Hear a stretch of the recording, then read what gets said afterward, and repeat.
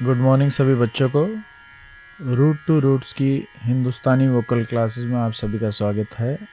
मेरा नाम है विवेक भोला और मेरे साथ तबले पर हैं अफशान खान। बच्चों, आज का हमारा जो टॉपिक है वो है राग दुर्गा। राग दुर्गा का पहले हम आपको परिचय देंगे, इसके बारे में कुछ बताएंगे और उसके बाद हम आपके साथ एक बंदिश करेंगे जो कि झपताल में निबद्ध है राग दुर्गा में। सबसे पहले आपको इस राग का मैं परिचय दूंगा, तो सभी बच्चे अपने कॉपी पेंसिल या पेन जो भी हैं उनके पास वो निकाल के रखें और राइट डाउन करते हैं।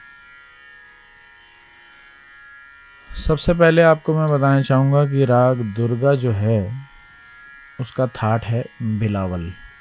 यह बिलावल थाट का राग है। अब अगर किसी को पता नहीं होता है थाट क्या होता है, तो थाटों का निर्माण विष्णु नारायण भातखंडे जी ने किया। 10 थाटों का निर्माण किया उन्होंने। जितने भी हमारे हिंदुस्तानी संगीत पद्धति में जो राग होते हैं उन सभी को विभाजित करने के लिए थाटों का निर्माण किया गया, वर्गीकरण करने के लिए, विभाजित करने के लिए। तो क्लासिफिकेशन ऑफ राग्स करने के लिए इन थाटों का निर्माण किया गया। 10 थाटों का निर्माण पंडित विष्णु नारायण भातखंडे जी ने किया। इससे पहले जो वर्गीकरण की विधि हमारे हिंदुस्तानी संगीत पद्धति में हुआ करती थी वो थी राग रागांग पद्धति। राग रागांग पद्धति में अंग देखे जाते थे रागों के, तो ऐसे बहुत सारे अंग हुआ करते थे। 30-36 के आसपास अंग राग रागांग पद्धति में हुआ करते थे, जिससे कि रागों को विभाजित किया जाता था। और उससे भी पहले अगर हम प्राचीन काल के समय में और जाएं आगे, तो राग रागिनी राग पद्धति मतलब वर्गीकरण की एक विधि होती थी। उसमें क्या होता था, एक राग होता था और बहुत सारी उसकी रागिनियाँ होती थी। पुत्र राग होता था, पुत्रवधू राग होती थी, पौत्र राग होता था। इस प्रकार से पहले जो राग वर्गीकरण किया जाता था, इस प्रकार से किया जाता था। लेकिन इसको थोड़ा सिंपल बनाने के लिए और जिससे कि लोगों को आसानी से समझ में आए, उसके लिए पंडित विष्णु नारायण भातखंडे जी ने 10 थाटों का निर्माण किया। और उसमें से एक थाट है बिलावल, जो शुद्ध स्वरों का थाट है। राग बिलावल भी है एक, अलहैया बिलावल जो उसका प्रमुख राग है। परंतु आज हम जो राग कर रहे हैं राग दुर्गा, ये भी बिलावल थाट का ही एक राग है। और इसमें सारे स्वर जो लगाए जाते हैं वो शुद्ध ही रहते हैं। इसमें ग और नी, ये दोनों स्वर वर्जित किए जाते हैं, मतलब इसमें ग और नी स्वर नहीं लगाए जाते। और 5 सुर इसमें लगते हैं जो सभी शुद्ध होते हैं, सा रे म प और ध। ये स्वरों का प्रयोग किया जाता है इस राग में, जाते समय आरोह में भी और अवरोह में भी। तो आरोह में भी 5 सुर लगते हैं और अवरोह में आते समय भी 5 सुर का ही प्रयोग किया जाता है इस राग में। इसका जो वादी संवादी है उस पर गुणीजन के अलग अलग मत हैं। इसका वादी मध्यम भी मानते हैं लोग, धैवत भी मानते हैं, कुछ ऋषभ भी मानते हैं। और संवादी इसका अगर आप मध्यम मान रहे हैं तो उसके साथ षडज होगा, अगर धैवत को वादी मानते हैं तो उसके साथ ऋषभ संवादी होगा, और अगर आप इसके ऋषभ को वादी मानते हैं तो धैवत संवादी होगा।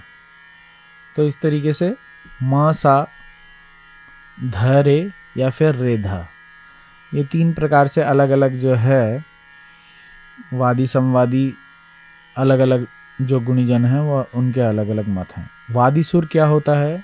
जो किसी राग में सबसे ज़्यादा प्रयोग में लाया जाता है उसको वादी सुर कहते हैं।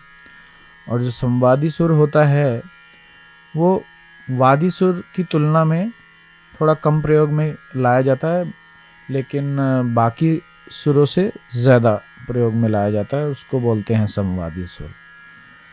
और वर्जित सुर वो होता है जो राग में लगता नहीं है। तो मैंने बता ही दिया आपको कि वर्जित सुर इसमें ग और नी वर्जित है।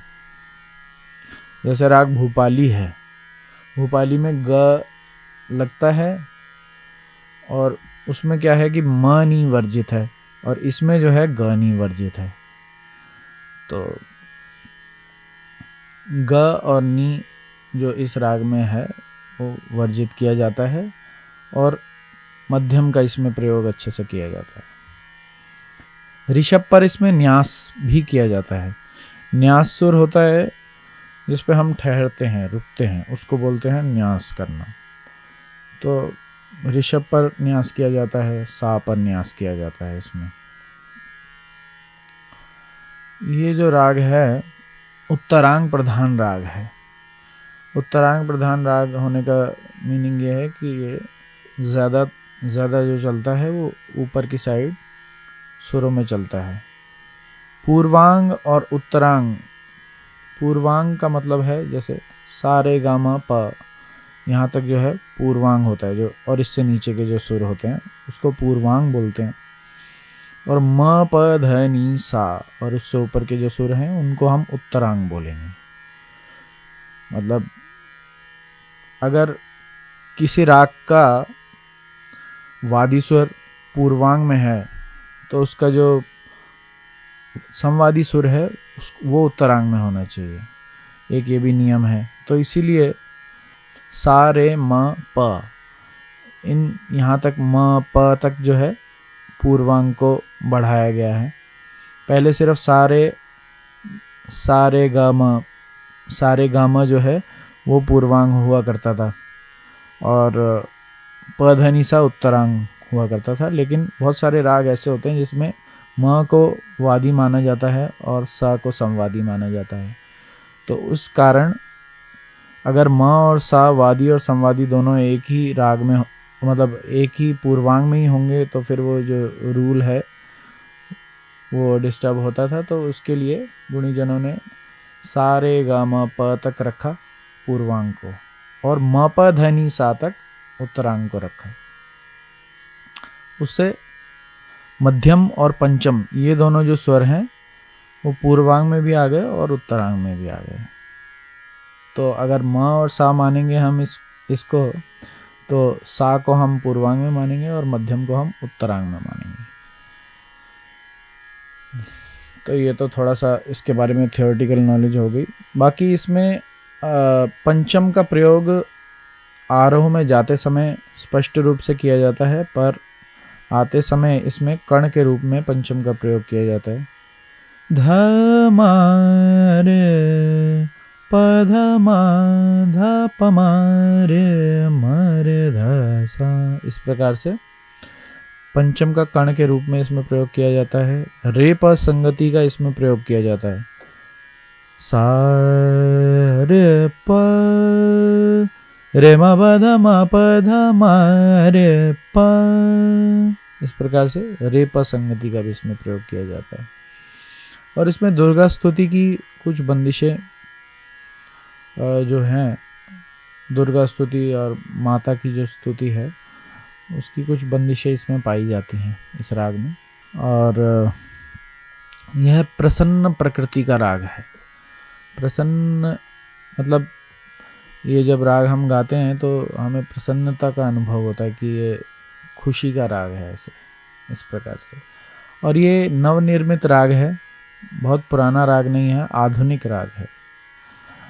पुराने से मतलब 50-100 साल पुराना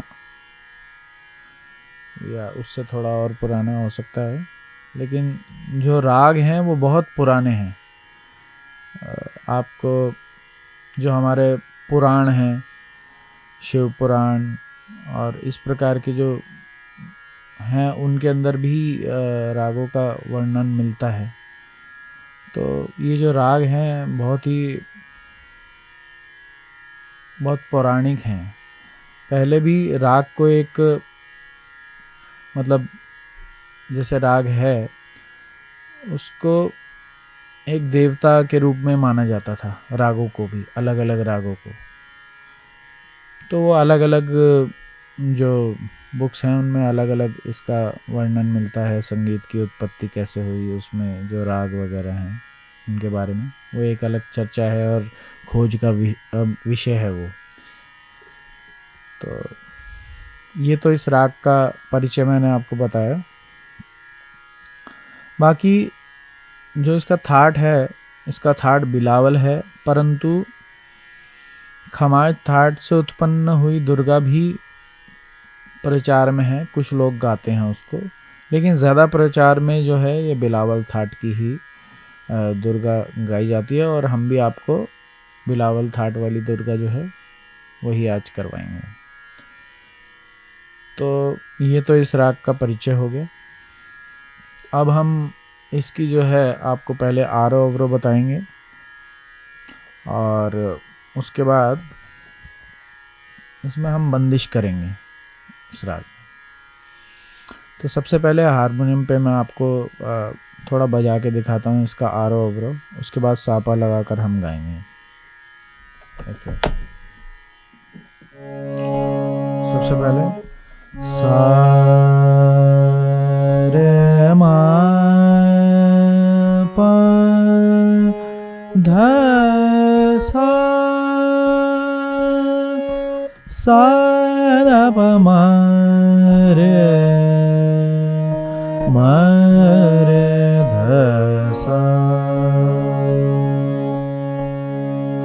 तो ये इसका आरोह हो गया। एक बार और देखिए, सा रे मा पा ध सा सा रा पा मा रे ध सा। ये इसका आरोह अवरोह हो गया। इसकी एक पकड़ भी मैं आपको बताता हूँ। सा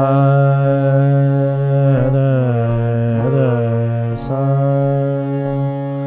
ध सा रे मा रे पा मा पा धा मा रे सा रे मा रे ध सा। ये भी इस राग की पकड़ हो गई। तो एक राग में अवरोह आरोह यानी कि ऊपर जाने को आरोह कहते हैं और अवरोह नीचे आने को कहते हैं। आरोह और अवरोह ये कई प्रकार से गाया बजाया जा सकता है। जब हम किसी भी प्रकार से ऊपर जाते हैं किसी राग में तो उसको आरोह बोलते हैं, और अवरोह यानी कि नीचे आने को तो वो भी अलग अलग प्रकार से भी हो सकता है। लेकिन एक हम कम से कम आपको बता देते हैं जो आप याद कर सकें, जिससे आपको एक पता चल सके इसका राग का रूप क्या है। और पकड़ होती है किसी राग के कोई स्वर समूह गाने से जब हमारे को समझ में आया था कि ये वाला राग है, ये दुर्गा है, मतलब इसको गाने से पता चल जाता है, उसको बोलते हैं उस राग की पकड़। तो हर एक राग में आरोह अवरोह भी कई प्रकार से हो सकता है और उसकी पकड़ें भी बहुत सारी हो सकती हैं। ये तो हमने हारमोनियम पे आपको बताया। अब हम सा पा लगाकर जो है ये राग गाएंगे, मतलब इसके जो आरोह अवरोह और पकड़ है वो गाएंगे। शुरू में आप लोगों को स्वर बजाकर गा सकते हैं आप लोग किसी राग में, लेकिन सा पा पर भी गाना उतना ही ज़रूरी है, उससे ज़्यादा ज़रूरी है, क्योंकि अगर हम सा पा लगाकर नहीं गाएंगे तो हमारे को सुर की समझ नहीं होती है। अगर हमारे को सुर को समझना है, उसका पहचान करनी है उसकी, तो हमारे को सा पा पर लगाकर गाना आना चाहिए। और एक एक सुर को हमारे को ध्यान से गाना चाहिए, उसकी श्रुति देखनी चाहिए कि उसकी फ्रीक्वेंसी देखनी चाहिए कि क्या उसकी फ्रीक्वेंसी है। उसकी फ्रीक्वेंसी पहचानने के लिए हमें कम से कम 5-6 साल लगते हैं, और वो भी अगर हम कॉन्स्टेंटली उस चीज़ पर ध्यान दे रहे हैं तो उससे ज़्यादा भी समय लग सकता है। तो एक बार गाते हैं इसका आरोह सा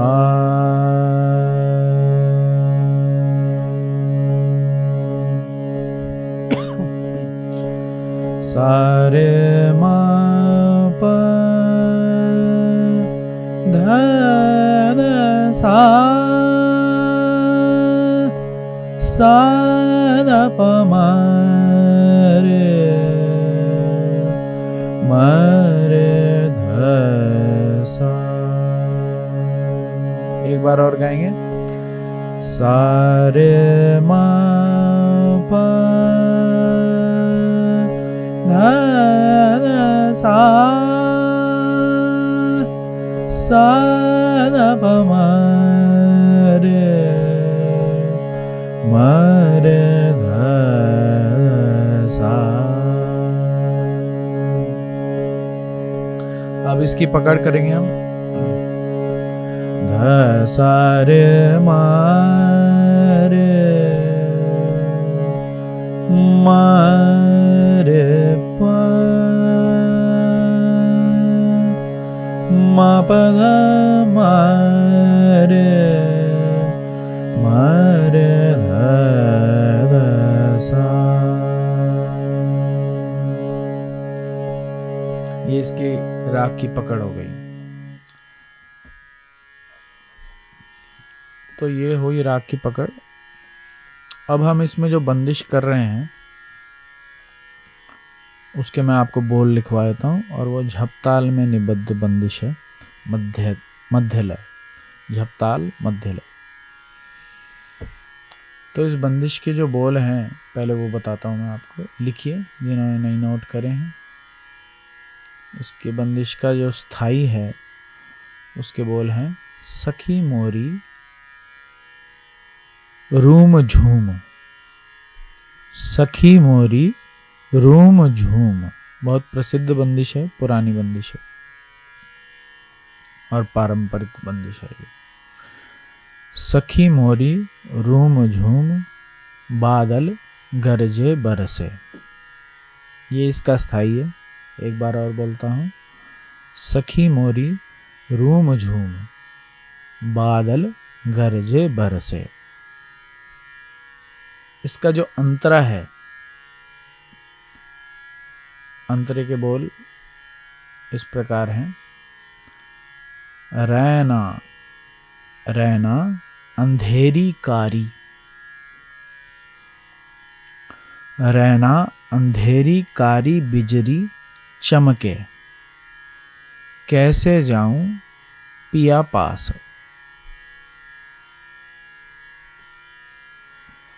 और अगर कोई छोटे बालक और जैसे आप लोग सब बच्चे हैं वो गा रहे हैं तो उनके लिए इसके जो अंतरे के बोल हैं वो इस प्रकार भी हैं। रैना अंधेरी कारी बिजली चमके, कैसे जाऊं जल भरन। तो जैसे पुराना समय हुआ करता था तो उस समय गाने बजाने को अच्छा नहीं माना जाता था, क्योंकि गाना बजाना जो है वो केवल 2 जगहों पर ही उपलब्ध हुआ करता था उस समय में। एक तो राज दरबारों में और दूसरा जो कोठे होते थे वहाँ पर जो है म्यूज़िक और डांस और ये जो हमारी कला है इसका स्तर जो है बहुत गिरा हुआ था उस समय पे। इस कला को उच्च स्थान और उसका सही स्थान दिलाने के लिए 2 लोगों ने बहुत ज़्यादा काम किया और भी बहुत सारे गुणीजन ने काम किया, बट जिनका नाम उल्लेखनीय है वह है एक तो पंडित विष्णु दिगंबर पलुस्कर जी और एक पंडित विष्णु नारायण भातखंडे। पंडित विष्णु दिगंबर पलुस्कर जी ने इसको लोगों के लिए सार्वजनिक किया और गंधर्व महाविद्यालयों की बहुत सारे स्थापना करी। उसी प्रकार पंडित विष्णु नारायण भातखंडे जी ने अलग अलग बंदिशें, बहुत सारे बंदिशें जो हैं वो उन्होंने एकत्रित करी और उनकी जो है पुस्तकें उन्होंने छापी, जो कि अभी भी क्रमिक पुस्तक मालिका के नाम से है। पंडित विष्णु दिगंबर जी ने भी बहुत सारी जितनी उनकी बंदिशें थी उनको उन्होंने भी पुस्तक में जो है उसका पुस्तकें उन्होंने भी छापी उस चीज़ की। और अलग अलग महाविद्यालयों की स्थापना उन्होंने भी करी। भातखंडे यूनिवर्सिटी है अभी भी। तो ये इन दोनों लोगों ने जो आर्टिस्ट है उसको सही स्टेज दिलाने में, जैसे आप अभी आजकल देखते हैं ऑडिटोरियम्स वगैरह में प्रोग्राम्स वगैरह जो होते हैं, वो उन्हीं सब लोगों की सोच है। उन्होंने ही हमारी जो डांस की कला है और इन सब कला को उच्च स्थान दिलाने में सहायता करी। तो ये बंदिश हमने आपको करवा दी है, लिखवा दी है। अब इसकी ये जो झपताल में है बंदिश, ठीक है, इस झपताल जो है 10 मात्रा की ताल है। इसमें 2-3-2-3 के 4 विभाग होते हैं, एक खाली होता है और 3 ताली होता है। उसको हम ताली खाली पे आपको करके दिखाएंगे हाथ पे। उसके बाद तबले के साथ जो है हम आपको ये बंदिश थोड़ा गा के दिखाएंगे एक बार। इस प्रकार से है, देखिए झपताल। धी ना धी धी ना ती ना धी धी ना धी। इस प्रकार से इसकी ताली खाली है। अब हम इसको ताल के साथ गाएंगे। मध्य लय झपताल। इसका जो स्थाई है वो भी सम से है और इसका जो अंतरा है वो भी सम से ही है।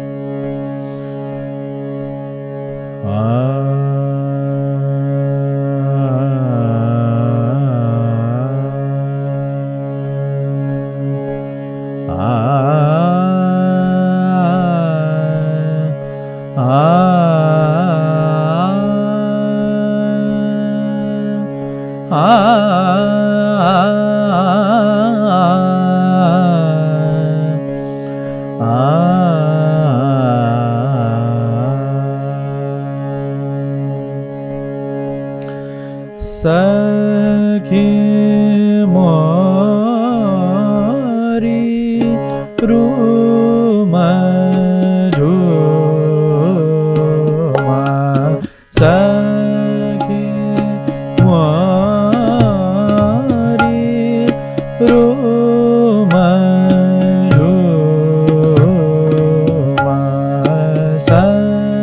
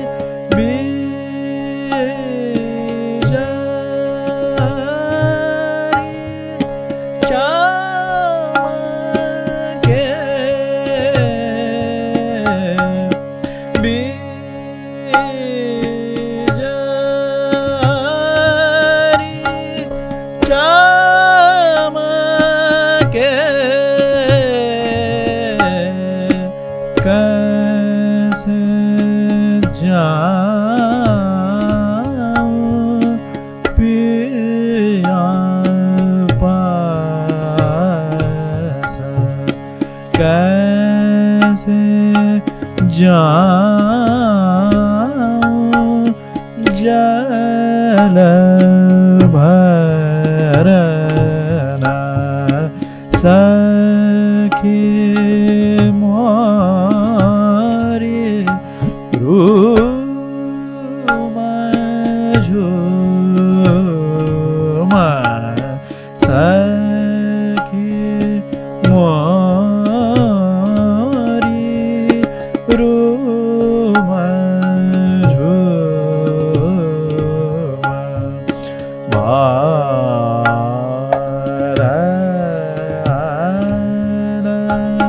गरजे बरसे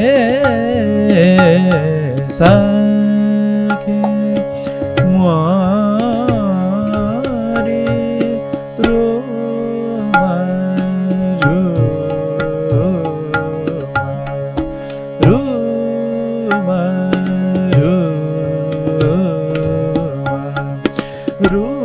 झूमा रूमा सखी।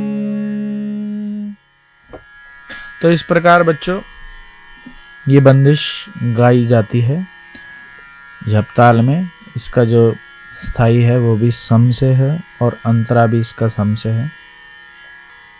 आज की क्लास रूट टू रूट्स की हिंदुस्तानी वोकल की क्लास जो है उसको हम यहीं पर समाप्त करते हैं और नेक्स्ट क्लास में आप सभी लोगों से मिलेंगे। तब तक के लिए नमस्कार।